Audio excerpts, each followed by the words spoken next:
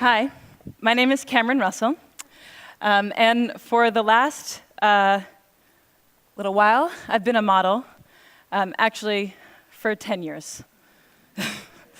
And I feel like there's an uncomfortable tension in the room right now because I should not have worn this dress. So luckily, I brought an outfit change. This is the first outfit change on the TED stage, so you guys are pretty lucky to witness it, I think. If some of the women were really horrified when I came out, you don't have to tell me now, but I'll find out later on Twitter.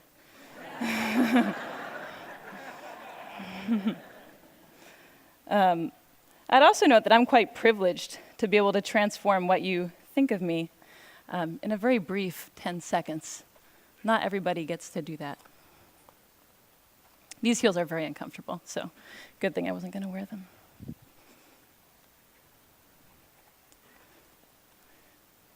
The worst part is putting this sweater over my head because that's when you all laugh at me, so don't do anything while it's over my head. All right. So why did I do that? That was awkward. Well,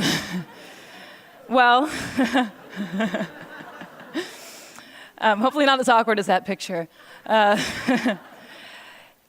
Image is powerful, but also image is superficial. I just totally transformed what you thought of me in 6 seconds. And in this picture, I had actually never had a boyfriend in real life. I was totally uncomfortable, and the photographer was telling me to arch my back and put my hand in that guy's hair. And of course, barring surgery, or the fake tan that I got 2 days ago for work, there's very little that we can do to transform how we look. And how we look, though it is superficial and immutable, has a huge impact on our lives. So today, for me, being fearless means being honest. And I am on this stage because I am a model. I'm on this stage because I am a pretty white woman. In my industry, we call that a sexy girl. And I'm going to answer the questions that people always ask me, but with an honest twist. So the first question is, how do you become a model? And I always just say, oh, I was scouted, but that means nothing. The real way that I became a model is I won a genetic lottery, and I am the recipient of a legacy. And maybe you're wondering, what is a legacy? Well, for the past few centuries, we have defined beauty not just as health and youth and symmetry that we're biologically programmed to admire, but also as tall, slender figures and femininity and white skin. And this is a legacy that was built for me, and it's a legacy that I've been cashing out on. And I know there are people in the audience who are skeptical at this point, and maybe there are some fashionistas who are like, wait, Naomi, Tyra, Joan Smalls, Lou Wen, and first, I commend you on your model knowledge, very impressive. But unfortunately, I have to inform you that in 2007, a very inspired NYU PhD student counted all the models on the runway, every single one that was hired, and of the 677 models that were hired, only 27, or less than 4%, were non-white. The next question people always ask me is, can I be a model when I grow up? And the first answer is, I don't know, they don't put me in charge of that. But the second answer, and what I really want to say to these little girls, is why? You know, you can be anything. You could be the President of the United States, or the inventor of the next internet, or a ninja cardiothoracic surgeon poet, which would be awesome, because you'd be the first one. If after this amazing list, they still are like, no, Cameron, I want to be a model, well, then I say, be my boss, because I'm not in charge of anything, and you could be the editor-in-chief of American Vogue, or the CEO of H&M, or the next Stephen Meisel. Saying that you want to be a model when you grow up is akin to saying that you want to win the Powerball when you grow up. It's, out of your control, and it's awesome, and it's not a career path. I will demonstrate for you now 10 years of accumulated model knowledge, because unlike cardiothoracic surgeons, it can just be distilled right into right now. So if the photographer is right there, and the light is right there like a nice HMI, and the client says, Cameron, we want a walking shot, well, then this leg goes first, nice and long, this arm goes back, this arm goes forward, the head is at 3/4, and you just go back and forth. You just do that. And then you look back at your imaginary friends, 300, 400, 500 times. It will look something like this. Hopefully less awkward than that one in the middle. I don't know what happened there. Unfortunately, after you've gone to school and you have a resume and you've done a few jobs, you can't say anything anymore. So if you say you want to be the president of the United States, but your resume reads underwear model 10 years, people give you a funny look.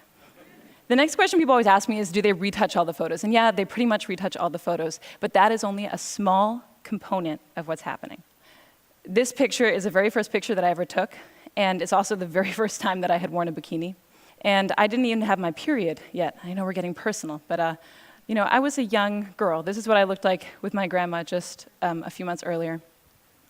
Here's me on the same day as this shoot. My friend got to come with me. Here's me at a slumber party a few days before I shot French Vogue. Here's me on the soccer team and in V Magazine. And here's me today. And I hope what you're seeing is that these pictures are not pictures of me, they are constructions. And they are constructions by a group of professionals, by hairstylists and makeup artists and photographers and stylists and all of their assistants and pre-production and post-production. And they build this, that's not me. Okay, so the next question people always ask me is, do you get free stuff? I do have too many 8-inch heels, which I never get to wear, except for earlier. But the free stuff that I get is the free stuff that I get in real life, and that's what we don't like to talk about. I grew up in Cambridge, and one time I went into a store and I forgot my money and they gave me the dress for free. When I was a teenager, I was driving with my friend who was an awful driver, and she ran a red, and of course, we got pulled over. And all it took was a sorry officer, and we were on our way. And I got these free things because of how I look, not who I am. And there are people paying a cost for how they look and not who they are. I live in New York, and last year, of the 140,000 teenagers that were stopped and frisked, 86% of them were Black and Latino, and most of them were young men. And there are only 177,000 young Black and Latino men in New York, so for them, it's not a question of will I get stopped, but how many times will I get stopped? When will I get stopped? When I was researching this talk, I found out that of the 13-year-old girls in the United States, 53% don't like their bodies. And that number goes to 78% by the time that they're 17. So the last question people ask me is, what is it like to be a model? And I think the answer that they're looking for is, if you are a little bit skinnier and you have shinier hair, you will be so happy and fabulous. And when we're backstage, we give an answer that maybe makes it seem like that. We say, it's really amazing to travel, and it's amazing to get to work with creative, inspired, passionate people. And those things are true, but they're only one half of the story, because the thing that we never say on camera, that I have never said on camera, is I am insecure. And I'm insecure because I have to think about what I look like every day. And if you ever are wondering, if I have thinner thighs and shinier hair, will I be happier? You just need to meet a group of models, because they have the thinnest thighs and the shiniest hair and the coolest clothes, and they're the most physically insecure women probably on the planet. So when I was writing this talk, I found it very difficult to strike an honest balance, because on the one hand, I felt very uncomfortable to come out here and say, look, I've received all these benefits from a deck stacked in my favor. And it also felt really uncomfortable to follow that up with, and it doesn't always make me happy.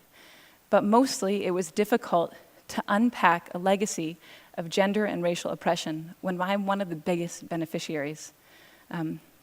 But I'm also happy and honored to be up here, and I think that it's great I got to come before 10 or 20 or 30 years had passed and I'd had more agency in my career, because maybe then I wouldn't tell the story of how I got my first job, or maybe I wouldn't tell the story of how I paid for college, which seems so important right now.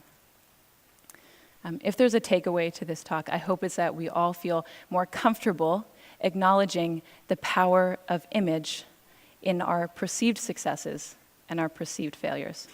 Okay, thank you.